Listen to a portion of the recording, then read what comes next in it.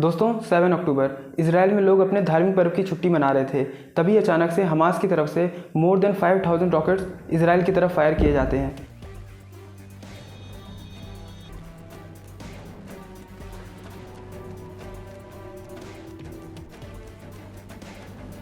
Hamas के terrorist parachute के जरिए पब्लिक प्लेस में उतर के ओपनली लोगों को शूट करने लगते हैं।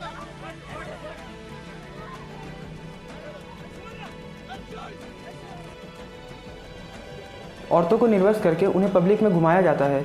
छोटे छोटे बच्चों को पकड़ के पिंजरे में बंद कर दिया जाता है।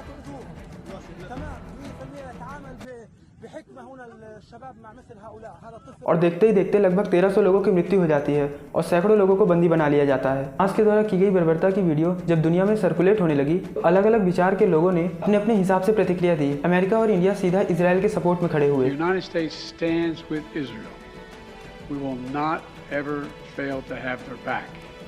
परंतु दूसरे इस्लामिक देश फलस्तीन के सपोर्ट में खड़े हुए। हमारे देश में भी एक तबका फिलिस्तीन और हमास के सपोर्ट में नारे लगाता हुआ दिखाई दिया। शायद इसलिए क्योंकि ये भारत में रहते हैं, क्योंकि इनमें से किसी को भी वॉर जैसी सिचुएशन का सामना नहीं करना पड़ रहा, क्योंकि हमास का अटैक इनकी फैमिली या इनमें से किसी के ऊपर नहीं हुआ। Visuals coming in from the Aligarh Muslim University where a section of students was seen holding out a rally in support of Palestine, shouting Allahu Akbar slogans. These are the visuals on your screen about the AMU stands with Palestine. These are the Aligarh Muslim University students backing Palestine on the day when innocents have been butchered in Israel and there have been elderly women, children who have been taken.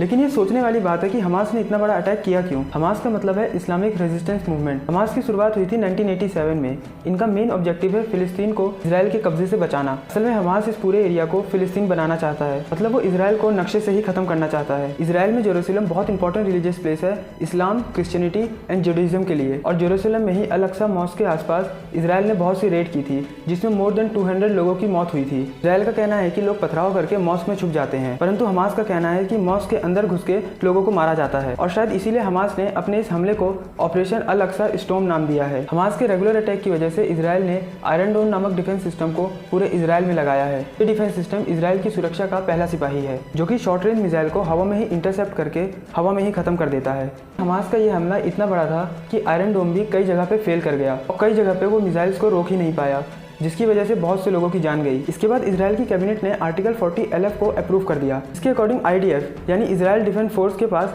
पूरी power आ जाती है war से related सारे decision लेने की। IDF चाहे तो Hamas को पूरी तरह खत्म करने के डिसीजन भी खुद से ले सकती है। इस वॉर के चलते इजराइल में 18,000 इंडियंस फंस चुके हैं, जबकि नेपाल के लगभग 10 से ज्यादा लोगों की मृत्यु हो गई है। हमास के इतने बड़े हमले के कारण इजराइल फुल फ्लैश वॉर में उतर चुका है। इजराइल की मदद के लिए अमेरिका ने अपने नेवी शिप्स को भेजना शुरू कर दिया है। कुछ देशों का ये भी कहना है कि ये वॉर आगे भी बढ़ सकती है और भी देश इस वॉर में कूद सकते हैं।